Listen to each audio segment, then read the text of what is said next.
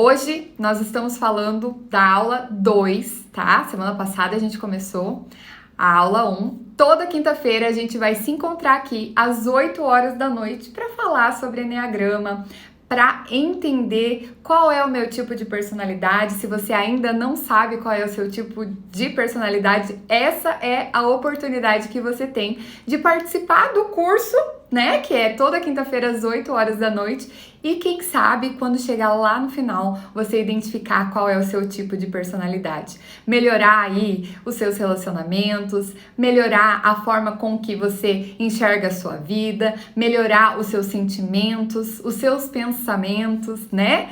Então, eu quero começar a nossa aula de hoje com o resumão da aula passada. Sim, por quê? Porque tem gente que tá aqui que não conseguiu assistir a aula passada e eu vou fazer um resumo breve da aula para vocês não ficarem sem o conteúdo, tá bom? Então, na aula anterior, o que a gente falou? O que é Eneagrama?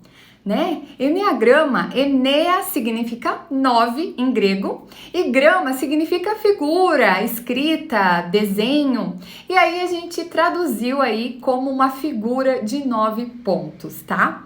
O Eneagrama, como a gente já comentou, ele não foi inventado por ninguém. Né? Ninguém inventou o Eneagrama, ninguém criou o Eneagrama, mas ele foi descoberto. Ele veio sendo descoberto ao longo dos milênios. Alguns elementos do Eneagrama têm origem há mais de 3.000 anos atrás, né? Como a gente falou um pouco na aula passada, da origem desse símbolo, da origem do entendimento que a gente tem hoje do Eneagrama, né? Ele vem sendo transmitido de forma oral. Então, de geração para geração, o Eneagrama vem sendo transmitido de forma oral. E hoje em dia, com a globalização, com a internet, a gente consegue divulgar esse conhecimento, essa sabedoria, de uma forma muito mais rápida. Hoje a gente entende o Eneagrama como um mapa da alma humana. Um mapa que serve para reconectar a nossa personalidade com a nossa essência, né? A gente entende que ele é um mapa que nos leva à nossa melhor versão, nos leva a chegar à nossa melhor versão, tá? E o mapa, ele não substitui o caminhar, né?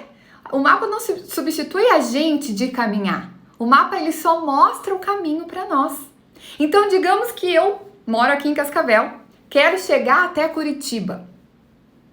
Só que eu não sei o caminho. Eu não tenho nenhum mapa, não tenho nenhum GPS, eu não sei nem para onde começar a ir para Curitiba, não sei nem para que lado que é. E aí, o que eu faço? Eu pego e vou. Eu vou indo, vou pedindo informação, às vezes eu erro o caminho, às vezes eu vou por uma rua que não era para ir, por uma estrada mais esburacada, por uma estrada pedagiada, aí eu vou seguindo e com talvez muito tempo eu consigo chegar em Curitiba. Agora, se eu tenho um mapa, um GPS, aí sim o trabalho fica muito mais fácil. O que o GPS faz com a gente? Ele fala onde a gente está no momento, qual é a nossa localização atual e nos mostra caminhos para a gente chegar ao destino. Ele nos mostra vários caminhos, não é um único caminho. E aí a gente pode escolher. Com o Eneagrama é a mesma coisa. Ele nos mostra vários caminhos, tá? Mas assim como no GPS, se você não souber operar o GPS, você não consegue chegar a lugar nenhum com a ajuda dele. Com o Eneagrama também. Você precisa conhecer, entender, saber sobre todos os tipos de personalidade. Hoje, mais cedo, eu estava conversando com meu irmão. Ele é um tipo 5 do Eneagrama e ele fez o curso comigo. Daí, quando ele fez o curso, ele passou pelos outros tipos, porque ele já sabia que ele era tipo 5 quando ele fez o curso. E aí ele focou em aprender tudo o que eu tinha para passar sobre o tipo 5. Quando chegou lá no final do curso, Eu fui falar sobre os caminhos de crescimento, para onde o 5 pode crescer, né? Quais flechas, quais asas ele pode acessar quando está em estresse, quando está em evolução, em crescimento, né? E aí ele falou, poxa, mas eu não lembro dos outros tipos, porque eu não foquei nos outros. E aí eu falei para ele, vai ter que fazer o curso de novo para ver os outros tipos, e aí sim ele vai conseguir utilizar o mapa do Eneagrama de uma forma muito melhor, muito mais proveitosa.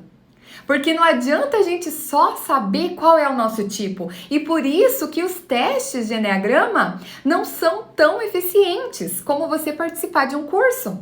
Por quê? Porque o teste, ele vai te falar, pá, você é esse tipo. E às vezes ele erra, muitas das vezes ele erra, porque a gente tem muitas coisas inconscientes dentro de nós. Nem tudo tá aqui, claro, límpido na nossa cara. Às vezes tem muitas motivações que a gente nem sabe que faz. E aí a gente vai lá, vê o nosso tipo e vai lá estudar só sobre aquele tipo, né?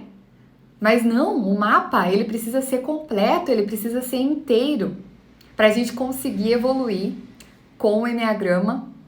É assim, a gente precisa saber as 9 tipos de personalidade. Então, mesmo que você já é eneagramado, que você sabe qual que é o seu tipo de personalidade, acompanhe todas as aulas.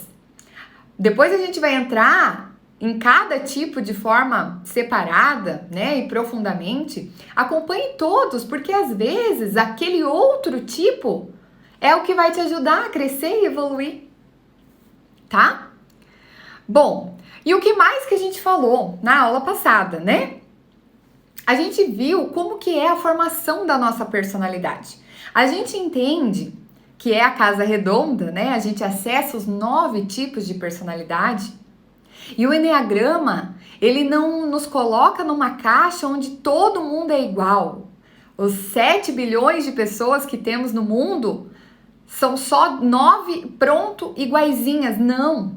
Porque, por exemplo, se você vai pintar a parede da sua casa de azul e você vai lá na loja de tinta, quando você chega lá e fala, eu quero um azul para pintar minha parede, o cara vai te dar uma cartela com mais de 100 tonalidades de azul. E assim acontece também com os tipos. Os tipos 1, por exemplo, tem várias tonalidades, né? A experiência, a convivência, as circunstâncias, o que aconteceu na vida, a cultura, isso vai dando as tonalidades da pessoa. Então, o Eneagrama é muito singular. Não se preocupe em ser encaixotado. Ele mostra a caixinha que a gente tá e como a gente faz para sair dela se a gente quiser, né? Oi, Alexandre, Janice, Tamires, Silvia, sejam bem-vindos à aula de hoje. Hoje a gente vai falar sobre o Centro de Inteligência. Estamos fazendo só um resumão aqui, ó, para já entrar no conteúdo. E eu quero pedir para você, se você tá gostando do conteúdo, aperta o coração, curte para que o algoritmo entenda que é um conteúdo relevante e entregue para mais pessoas. Senão ele não entende que isso daqui é relevante, ele não entrega para as outras pessoas. Manda um aviãozinho para pelo menos 3 pessoas que você gostaria que soubesse sobre Eneagrama, que se conhecesse, para melhorar seus relacionamentos, tá? Bom, e aí a gente falou também como que é a formação da nossa personalidade. E para identificar o nosso eneatipo, é muito importante que a gente se atente a esses pilares, não as características externas, tá? É muito importante que a gente se atente a esses pilares. Quais são esses pilares? A experiência de infância.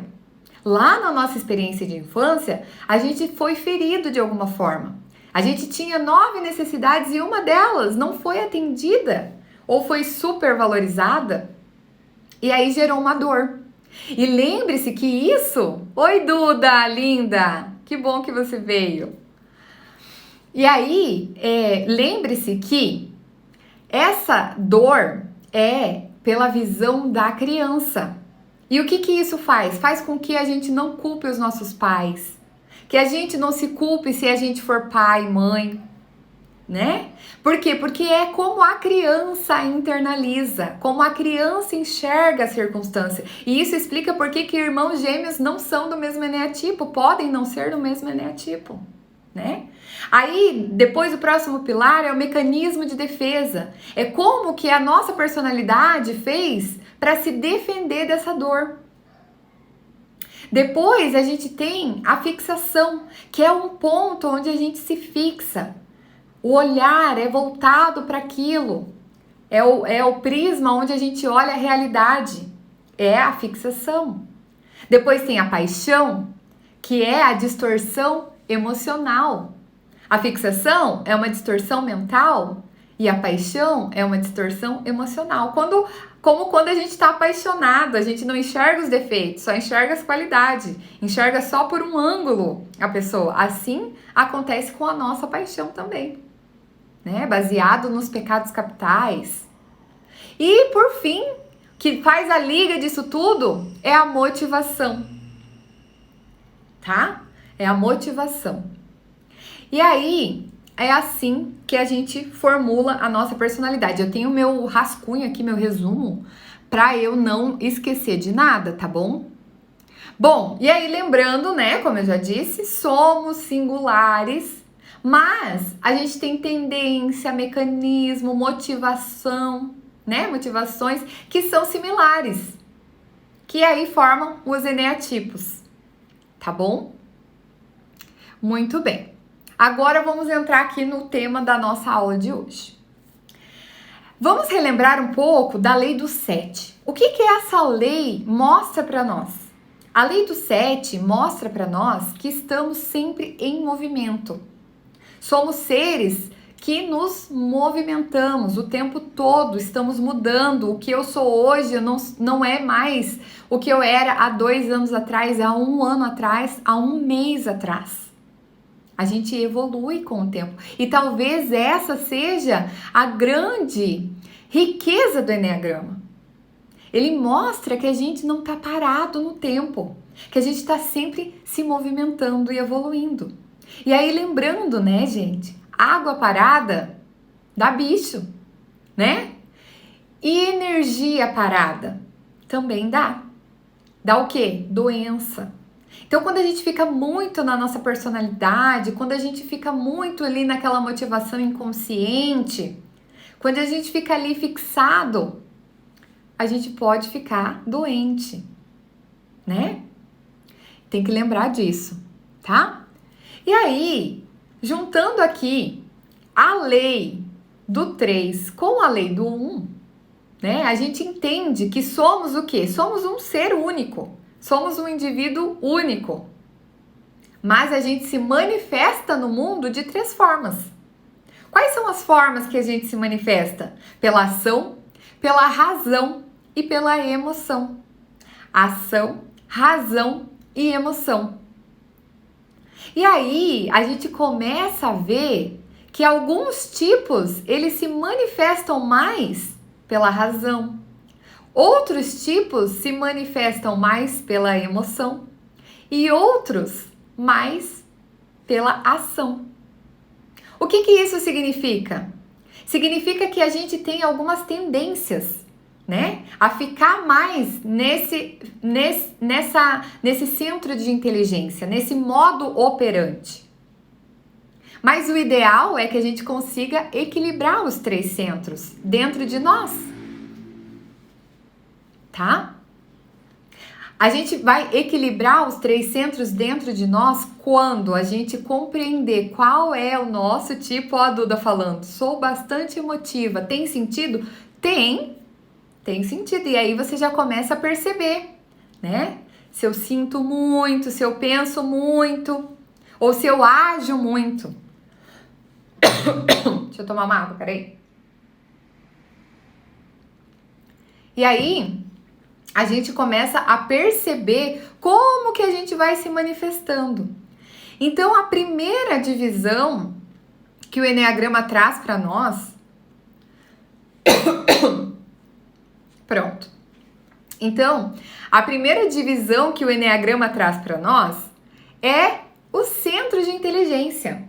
E aí você vai falar assim, o que é esse centro de inteligência? O que isso representa? O que isso significa? Significa que 3 tipos, eles se juntam em um centro de inteligência, né?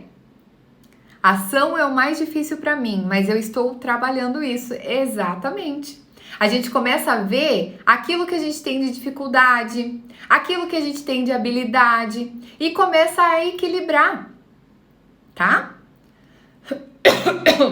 Ó, me afoguei com a saliva.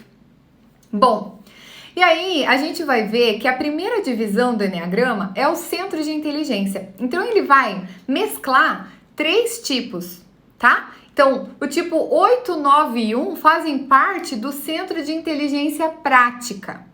O tipo 2, 3 e 4 fazem parte do centro de inteligência emocional. E o tipo 5, 6 e 7 do centro de inteligência mental, tá? Oi, minha mãe chegou na live aqui. Bom, vamos entender o porquê que esse centro de inteligência, eles estão juntos.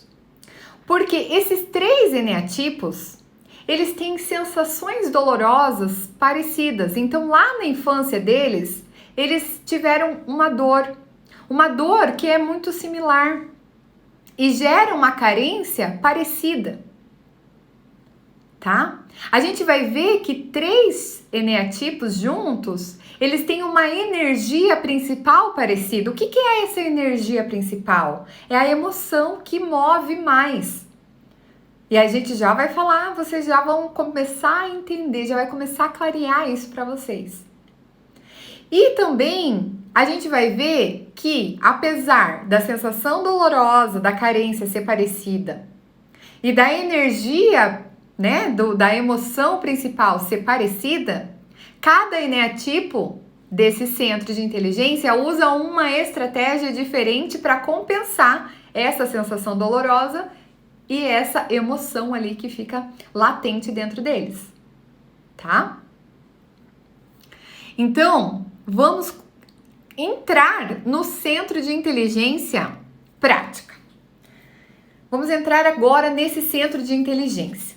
O centro de inteligência prática, eu coloquei aqui o mundo nas mãos. Por que eu coloquei o mundo nas mãos? Por que vocês acham que esse mundo tá nas mãos aí como um símbolo do centro de inteligência prática? Vão comentando aqui. Vamos interagir. Quero saber se vocês já começam aí a entender o porquê. Bom, as pessoas do centro de inteligência prática, elas gostam de realizar, elas gostam de fazer, elas são movidas pela ação, né? Então, uma marca registrada aí do centro de inteligência prática é a impulsividade. Como assim a impulsividade? Age antes de pensar. Se pensar, depois de agir, vai pensar. Sentem depois que agiram, se sentirem, né? Então, são pessoas muito práticas, muito impulsivas, movidas à ação. Quem faz parte desse centro de inteligência prática? Os eneatipos 8, 9 e 1. Eles fazem parte desse centro de inteligência prática, tá? Essas pessoas, elas são muito agitadas internamente. E aí, o tipo 8 e o tipo 1, eles são agitados internamente e a gente consegue ver que eles são agitados. O tipo 9, ele é mais pacato, é mais na dele. E a gente não percebe que essa agitação interna. Mas o próprio tipo 9 sente essa agitação interna. Tá? Então eles têm esse borbulhinho interno ali, que fica sendo agitado ali o tempo todo. Fica borbulhando dentro, tá? Eles têm muita ação, muito movimento, né? E aí, por que do mundo nas mãos? Porque essas pessoas, elas gostam do poder, elas gostam de estar no controle da situação. E aí, quando elas perdem o controle, elas se sentem inseguras. E quando elas se sentem inseguras, elas ficam agressivas, tá? Então, isso é algo similar aí, tá? Os tipos desse centro de inteligência, eles têm esse modo de se comportar, esse estilo de se comportar perante as questões da vida. Muito parecido, tá? Então, são pessoas voltadas à ação e que gostam de ter o controle da situação, tá? Bom, e aí, se vocês estão se identificando, comecem a perceber aí, comecem a olhar para dentro. Se vocês tiverem um caderno para anotar, vão anotando no caderno quais sensação, quais emoções, o que vem na sua mente quando a gente começa a falar sobre isso. Por quê? Porque aí você já vai se percebendo, você já vai se conhecendo, você já vai trazendo para fora aquilo que tá lá guardadinho dentro de você, tá? Então, se você tiver um caderno, já vai anotando para você, né, ir absorvendo esse conteúdo, tá? Bom, e aí, qual que é a energia principal, então, desse centro de inteligência? A emoção principal é a raiva, tá? Mas aí a gente tem que perceber que a raiva não necessariamente tem uma conotação negativa. A raiva pela agressividade, sim, ela pode ser negativa. Por quê? Porque aí você vai ofender, você vai magoar, você vai falar aquilo que você não queria falar, você vai gerar conflito, vai gerar brigas no relacionamento, nas relações com as pessoas, né? Então a raiva pela agressividade não é positivo.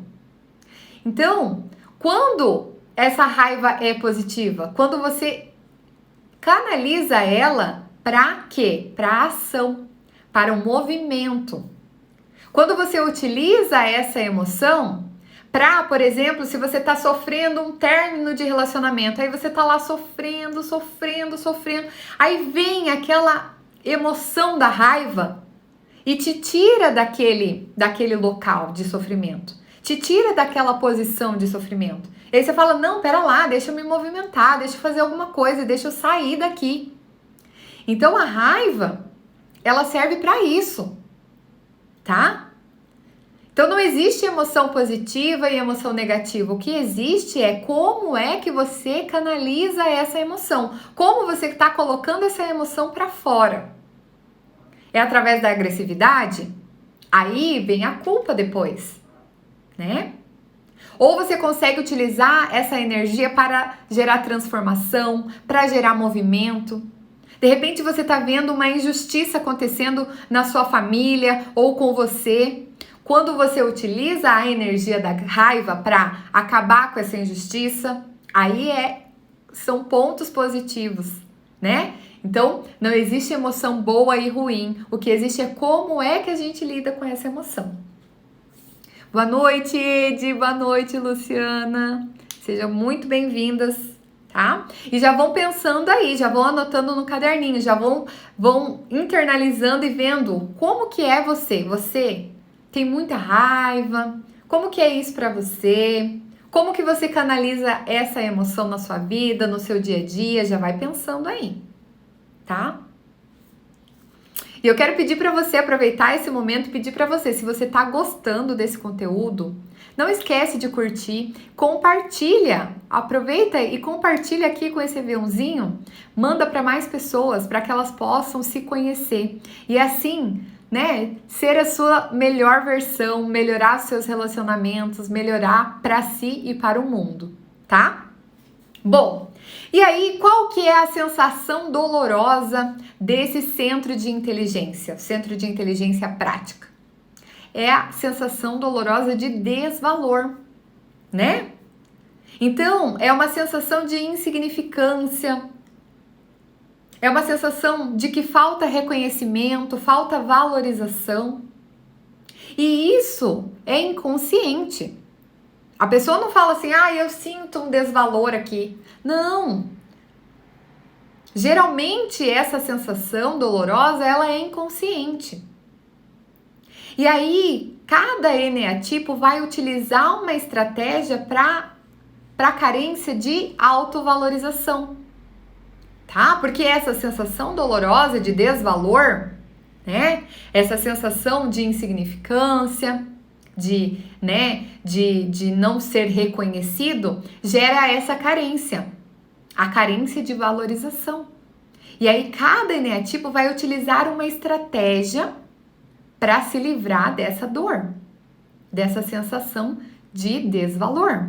Então vamos entender como é que funciona isso. Lembrando que o centro de inteligência prática, os tipos que compõem esse centro são os tipos 8, 9 e 1. Então como é que o tipo 8 vai fugir dessa sensação dolorosa e vai buscar a autovalorização? Através da força, né? Ele vai gerar impacto nas pessoas. Ele vai causar um impacto aonde ele chega.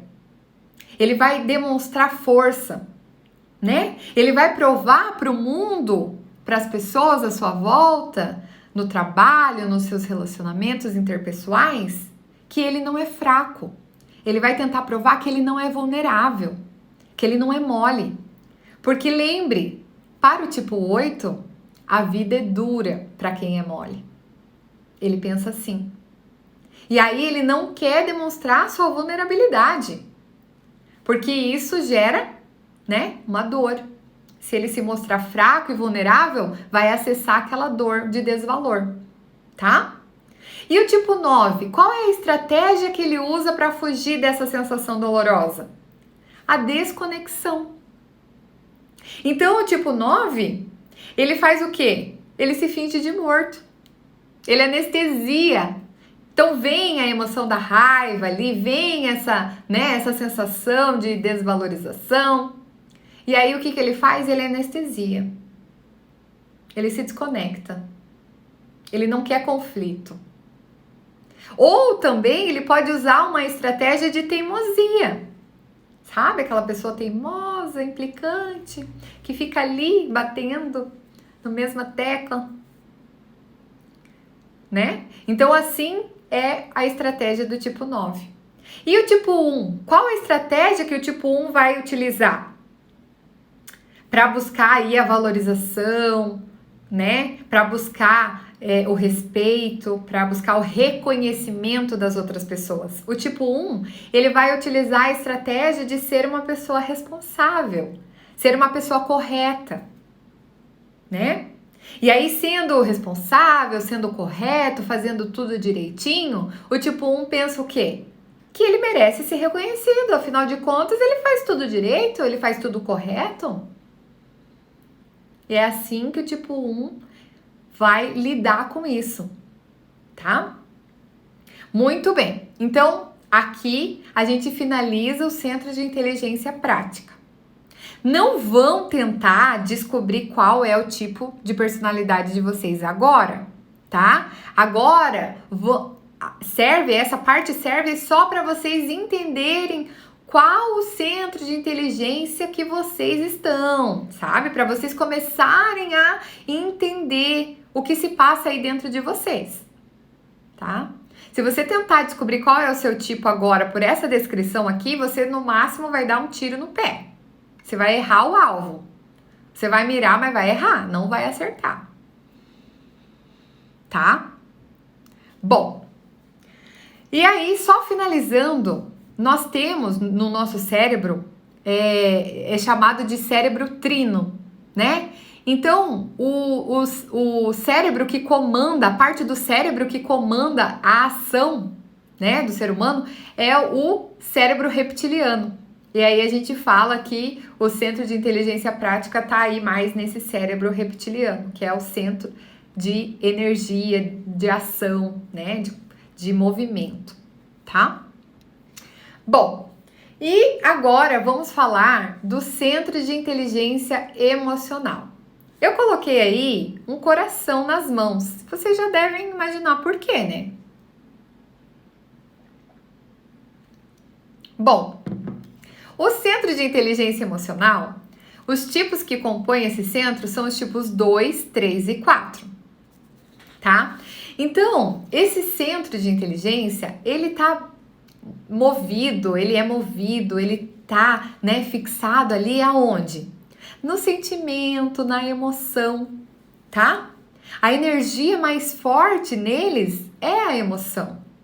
E aí são pessoas que supervalorizam as relações.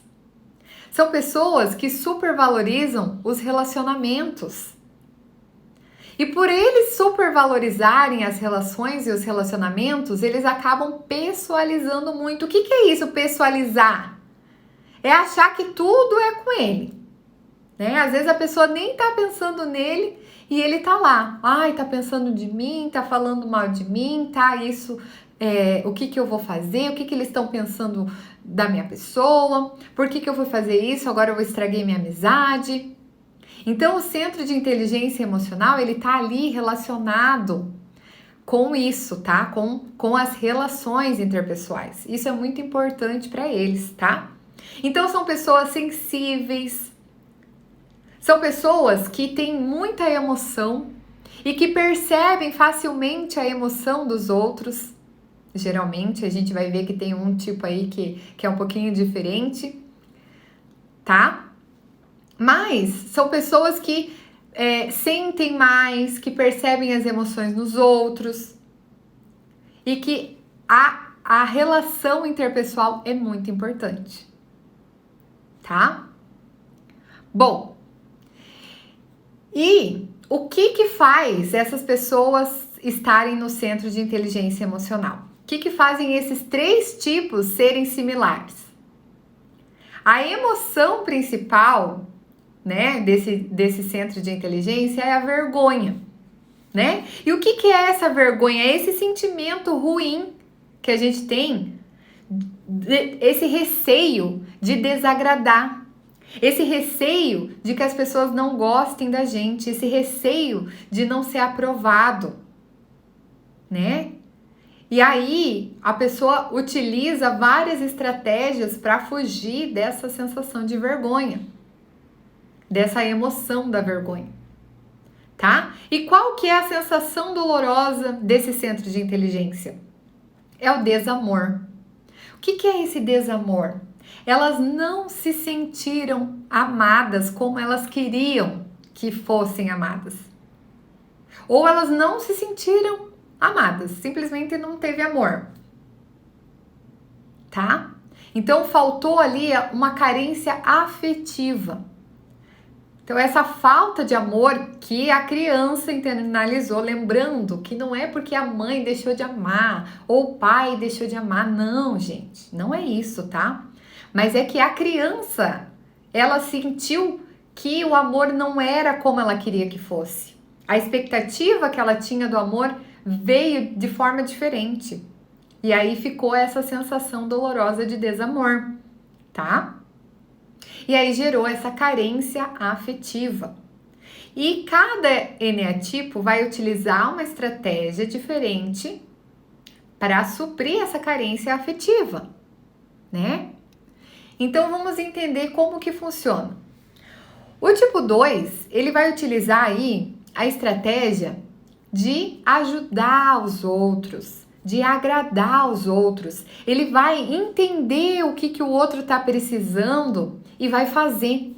Mesmo que o outro não peça, mesmo que o outro não queira ajuda, ele vai se prontificar, ele vai fazer. E ai do outro se negar a ajuda, né?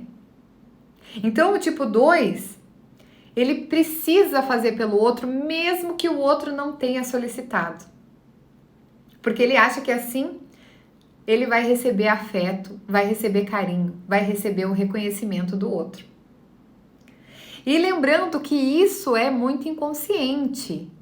Ele não faz isso propositalmente, é inconsciente. Mas no fundo, o tipo 2, ele quer suprir essa carência afetiva. Ele quer que o outro lhe dê o amor que ele não encontra dentro dele, de forma inconsciente, tá? E o tipo 3? Como que o tipo 3 vai utilizar de estratégia para fugir dessa carência afetiva? O tipo 3, ele busca eficiência, ele busca ser admirado pelos outros. Ele vai querer que os outros o olhem com admiração. E esse olhar com admiração significa amor para o tipo 3. significa afeto, carinho, atenção. Tá? Então, ele vai fazer de tudo para ter sucesso no trabalho, para ter sucesso dentro de casa, no relacionamento, no casamento. Né? Ele vai fazer de tudo para conseguir ali ser um modelo ideal. E aí, sendo esse modelo ideal, na sua cabeça, ele vai ser reconhecido. Ele vai ser amado. Tá bom? E o tipo 4? O tipo 4, ele vai buscar, né, fugir aí dessa sensação dolorosa de desamor, ele vai buscar esse afeto através das fortes emoções. O tipo 4, ele precisa ter fortes emoções. Então, quando o tipo 4 tá triste, ele é a tristeza. Quando o tipo 4 tá feliz, ele é a felicidade. Então, ele oscila muito as suas emoções porque ele tem um amplificador aqui no coração. Como se ele ampliasse as emoções, tá? Então, ele precisa dessas fortes emoções. Para que isso? Para receber uma compaixão do outro. Ele quer que o outro entenda o sofrimento dele. Ele quer que o outro entenda as emoções dele. Através dessa compaixão. Né? E aí ele acaba o quê? Dramatizando o sofrimento, mas não é que ele tá dramatizando de forma consciente, é inconsciente. A gente precisa lembrar que enquanto a pessoa não faz um trabalho de autoconhecimento, ela não sabe que ela age dessa forma. E às vezes você tem aí uma amiga ou um parente, né? Ou no trabalho, uma pessoa assim que quando tá triste, tá muito triste. Aí você fala, nossa, mas nem precisava tudo isso. E aí a pessoa olha e fala assim, mas você não me entende, você não me compreende, você não entende as minhas emoções. Mas a pessoa não sabe que ela faz isso, tá? É muito inconsciente, a gente precisa entender que essas estratégias, elas são utilizadas desde a nossa infância, e a gente vai utilizando aí até a nossa vida adulta. E se a gente não traz isso para a consciência, a gente não consegue mudar. Porque a gente não muda aquilo que a gente não conhece. E lembrando, né? Ninguém muda ninguém. Nem por amor. Nem por amor. É só a própria pessoa, através do autoconhecimento, né? Através de saber aquilo que ela tem de ponto forte, de ponto fraco. É que ela consegue mudar. Oi, Fernanda. Amo Enneagrama desse jeito. É verdade. A gente quando entra no mundo do Enneagrama, a gente vê como que as fichas caem, né? Como que vão caindo as fichas, tá?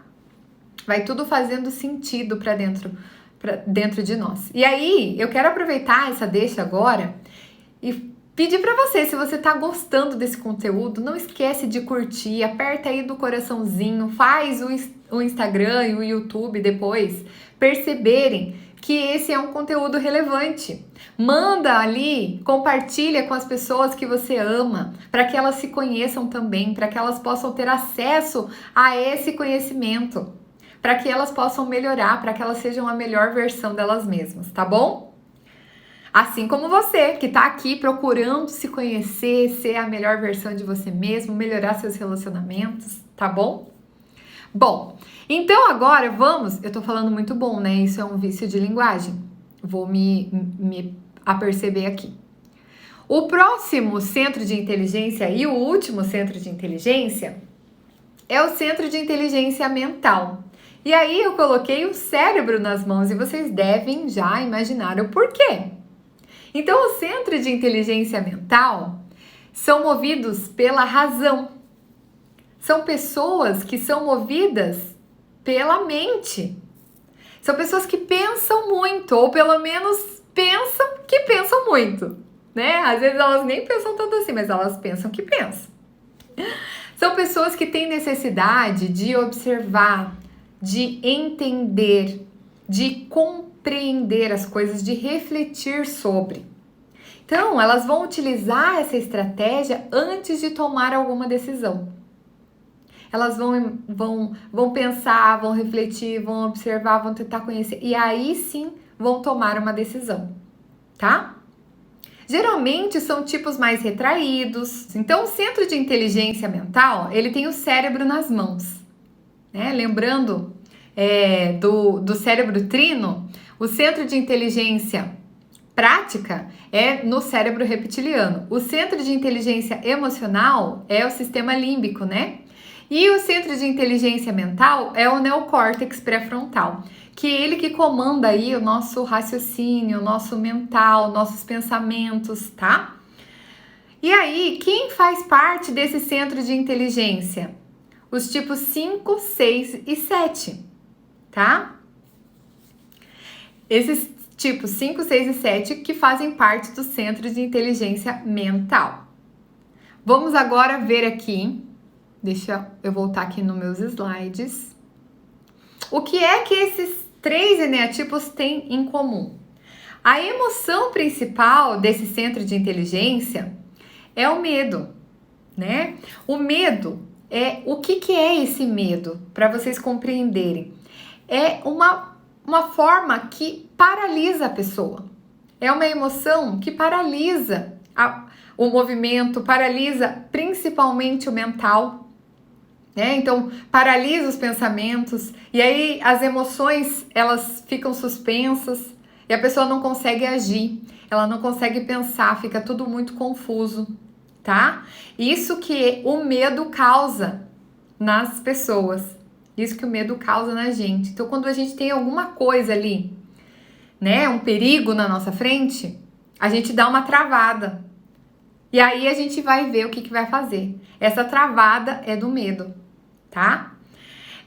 Perante as situações. E aí cada tipo de personalidade vai ter esse medo maior frente a alguma situação na sua vida. Não são todos iguais, tá?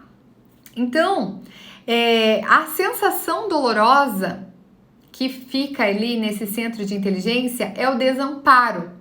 O que seria esse desamparo? É essa insegurança, né? Essa falta de apoio, essa sensação de falta de apoio, essa sensação de incapacidade perante as adversidades, perante as situações, perante a vida, tá? Então, essa é a sensação dolorosa principal desse centro de inteligência. E aí, isso gera uma carência comum nos 3 tipos, que é a carência de autoconfiança. Só que cada um vai utilizar uma estratégia diferente para fugir aí dessa sensação dolorosa. Então, vamos ver como que cada tipo vai utilizar de estratégia, tá? O tipo 5, ele sente a incapacidade, ele sente o medo quando? Quando ele precisa expressar as suas emoções, quando ele precisa se relacionar com as pessoas, tá? E aí, ele fica com medo, ele se sente incapaz. O que ele faz? O que ele faz para se sentir seguro? Ele vai para os esquemas mentais. Ele vai para o conhecimento. Ele vai tentar conhecer, ele vai tentar entender, ele vai tentar saber o que vai acontecer antes de acontecer. Né? Então, por exemplo, se o tipo 5 vai num happy hour, ele é convidado para um happy hour. A primeira emoção que vem ali, a primeira sensação que vem é de negar. E aí depois ele até aceita. Só que aí ele fica pensando o que vai ter nesse happy hour, quem que vai estar lá, sobre o que vamos conversar. E aí ele começa ali a pensar sobre isso, tá? E ele quer saber quem vai estar, qual vai ser o tema. Por quê? Porque aí ele vai se sentir preparado para interagir com as pessoas. E aí, ele vai se sentir preparado para conseguir enfrentar as situações na vida, né? Só que a gente precisa lembrar que o tipo 5, ele esquematiza 1001 possibilidades. Ele vai tentar esquematizar várias possibilidades, todas. Mas o problema é que existem infinitas possibilidades. Não tem como a gente saber de todas as possibilidades. Só que o que isso causa? Causa muito trabalho mental. Causa fadiga mental, porque ele fica ali pensando o que pode acontecer, o que vai acontecer, né? Para se sentir preparado. Né? Ó, a Fernanda falando ali. Meu marido é tipo 5, ele tá trabalhando o lado emocional. Porque ele tem medo, né? Essa incapacidade de expressar as emoções, de interagir com as pessoas, isso faz parte da personalidade do tipo 5, tá? E o tipo 6, como que o tipo 6 utiliza, quais são as estratégias que o tipo 6 utiliza para fugir dessa sensação de incapacidade? Porque o tipo 6, ele se sente incapaz quando? Quando tem um desafio, quando tem uma situação nova, quando ele se depara com uma ameaça, né? Olha ali a Fernanda comentando que parece ser frio. O tipo 5, para quem não conhece de Eneagrama, né? Para quem não sabe que a pessoa é um tipo 5, ela olha para aquela pessoa e fala: nossa, que pessoa fria, né? Pessoa que fica ali na dela, meio calada, observando e tal. Mas na verdade o tipo 5 tem muita emoção lá dentro, hein? Muita emoção. O problema é que ele não consegue expressar isso, ele tem dificuldade de expressar, tá? Bom, e aí o tipo 6? Quando que o tipo 6 acessa essa incapacidade, essa insegurança? Quando ele precisa ultrapassar um desafio, quando vem uma novidade na vida dele, quando vem uma situação de novidade, né? E aí o que o tipo 6 faz? O que ele utiliza como estratégia para fugir dessa sensação dolorosa de incapacidade? Ele vai na projeção de cenários, mas ele projeta cenários negativos. Por quê? Porque ele vai se sentir preparado para passar por aquela situação. Então ele vai ver todas as possibilidades negativas que podem acontecer. E se eu ficar doente? E se ficar frio? E se estragar o carro? E se furar o pneu? Ele vai projetar cenários negativos. Só que isso para ele, né, vai causar mais ansiedade, mais preocupação, mais medo. Ele acha que está fazendo algo para sair daquilo e no fim das contas ele acaba continuando naquele ciclo, tá? Bom, olha aí a Fernanda falando que o Eneagrama salvou o casamento dela, olha só, verdade. O meu casamento também, o Eneagrama fez uma diferença enorme no meu relacionamento, muito. Outro dia a gente vem aqui falar sobre isso, né? O quanto o Eneagrama é importante para os casais, o quanto o Eneagrama pode resgatar os casamentos, tá? E o tipo 7? O tipo 7, quando ele tem a sensação de incapacidade, é quando, perante a sofrimento, perante a sensações desagradáveis, a dor, o tipo 7, ele se sente incapaz nessas situações de sofrimento, de se sentir dor, e aí ele se sente incapaz. E o que ele faz para fugir dessa sensação de incapacidade, né? Quando tem essas situações? Ele enfeita, ele dá um coloridinho ali, ele foge para coisas prazerosas. Então, sabe, o chantilly na merda, né? A gente fala assim que o tipo 7 ele coloca o chantilly na merda. Por que ele coloca o chantilly na merda, né? Porque dá uma enfeitadinha, ele tá ruim, mas tá bom. Pelo menos é quentinho. Ele sempre vai ter essa visão. Por quê? Porque a vida é curta demais. Pra gente ficar sofrendo, chorando. O tipo 7 ele pensa assim, tá? E aí, vai anotando aí, vai se percebendo, vai sentindo o que vai acontecendo dentro de você quando eu vou trazendo essas informações, tá? Lembrando que você não vai se identificar agora. Agora você só vai, né, perceber aí qual é o centro de inteligência que você vai se identificar mais, vai ter mais afinidade. É para isso a aula de hoje, tá? A gente tá no começo do caminhar, tá? Bom, e aí, aqui a gente falou dos 3 centros de inteligência.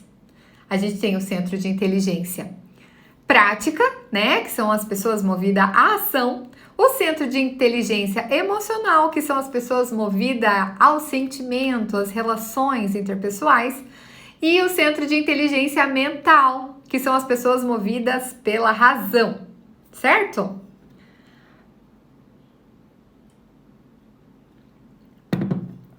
Bom, se não ficou claro para você ainda qual é o seu centro de inteligência, vamos utilizar aqui um exemplo para ver se você se identifica aí e você vai me contando aqui nos comentários qual centro de inteligência você se identifica se você estivesse nessa reunião. Vamos supor que o chefe trouxe um projeto novo para ser aplicado na empresa, tá? Aí o chefe traz esse projeto novo e traz essa pauta para vocês discutirem. Os tipos emocionais, né, as pessoas emocionais, o que elas vão pensar nessa reunião? Elas vão pensar assim: será que esse projeto vai agradar a todo mundo? Eu tô achando que o fulaninho de tal não vai gostar desse projeto. Será que as pessoas, os clientes, vão gostar? Será que vai agradar a todo mundo? Será que isso não vai gerar conflito? Ai, agora que tá tudo tão bem, tá indo tudo tão bem, vão me colocar um projeto desse pra gente ficar tudo estressado, depois a gente vai acabar brigando. Então, os emocionais, eles vão pensar dessa forma. E os mentais, como que eles vão pensar nesse projeto? Eles vão pensar assim: esse projeto, quem é que deu, né? Quem que trouxe esse projeto? Cadê os dados desse projeto? Da onde tiraram os dados para fazer esse projeto? Esse projeto já foi aplicado em alguma outra empresa? Esse projeto já deu certo em algum outro lugar? Será que esse projeto vai dar certo mesmo? Será que os dados estão bem embasados? Tá? Então, o centro de inteligência mental, as pessoas desse centro vão pensar assim na reunião. E as pessoas do centro de inteligência prática, como elas vão pensar? Quem é que vai fazer o quê? Bora lá, vamos botar para ação, vamos fazer logo. Eu já pego essa parte do projeto, vamos ver o que vai dar, vamos fazer logo. Você fica com isso, você fica com aquilo e eu fico com isso. Vamos tocar esse projeto, vamos ver no que vai dar. E agora eu quero que você me fale. Quem é você nessa reunião?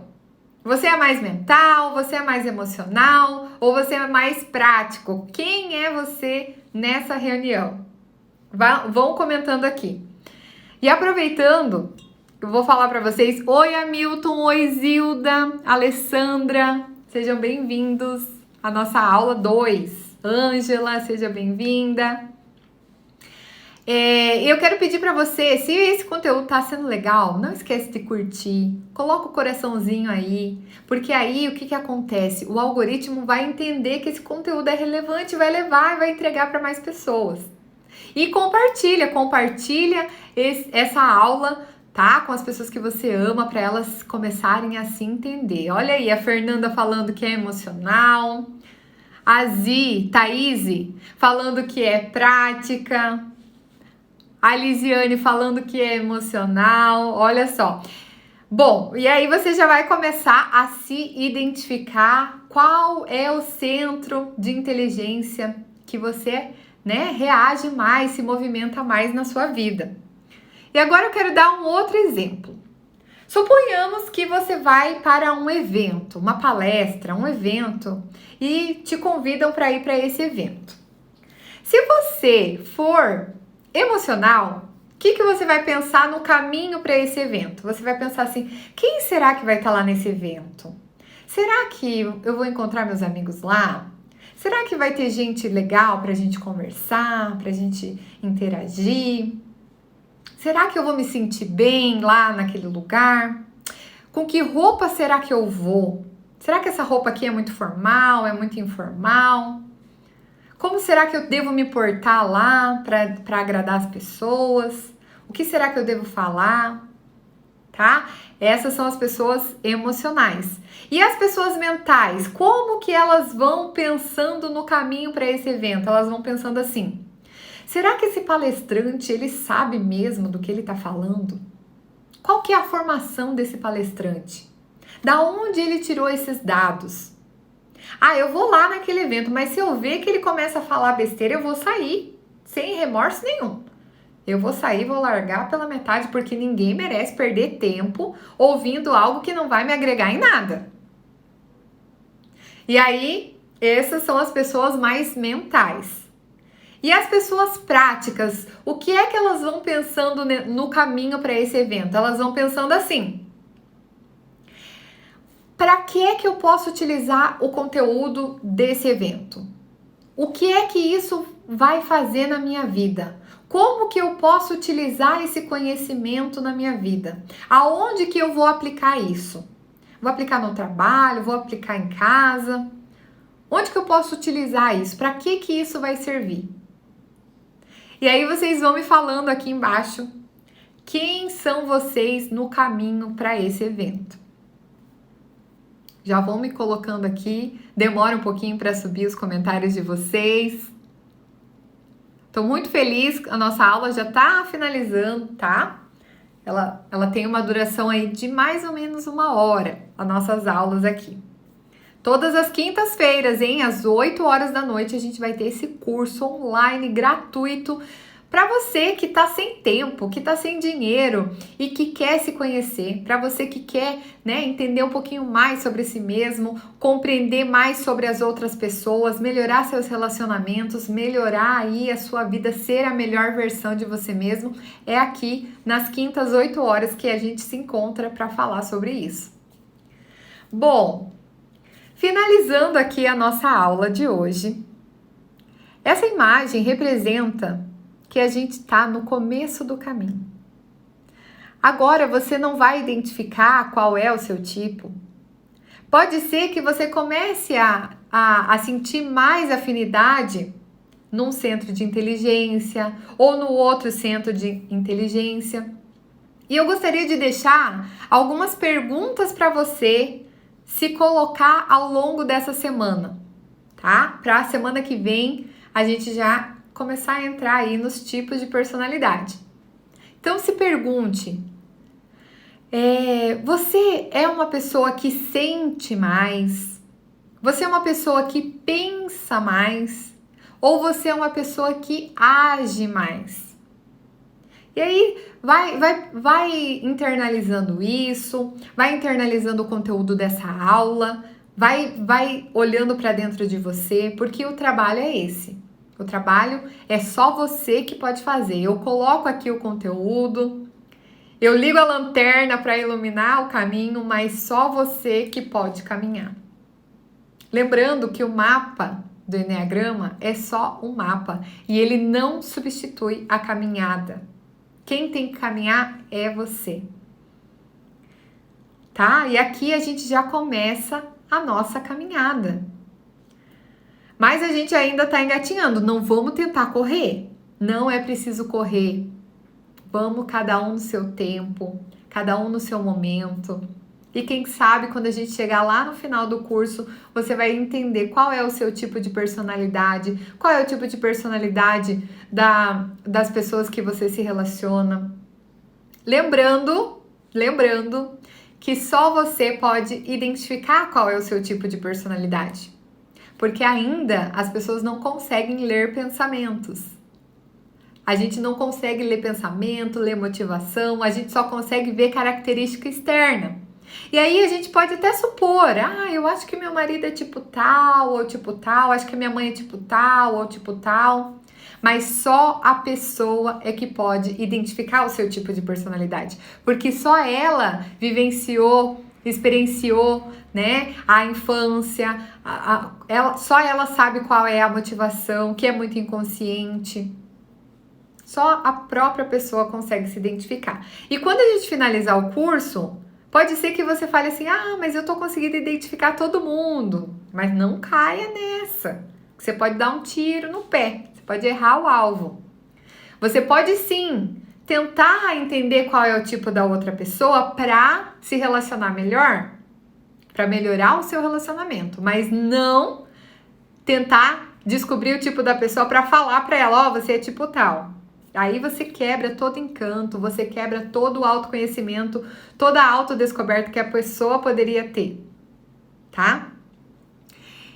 E aí a gente finaliza a nossa aula de hoje. Eu quero agradecer você que ficou até aqui, até o final da aula. Muito obrigada pela sua presença e eu aguardo você na quinta-feira que vem, às 8 horas, aqui no mesmo local. Essa live vai ficar gravada no YouTube por 2 dias. Se você tem alguém que gostaria que tivesse assistido esse conteúdo e não pôde assistir, envia o vídeo que vai estar lá salvo no canal do YouTube para essa pessoa. Lembra ela de colocar na velocidade 2, que é para aproveitar o tempo, tá bom? Um beijo.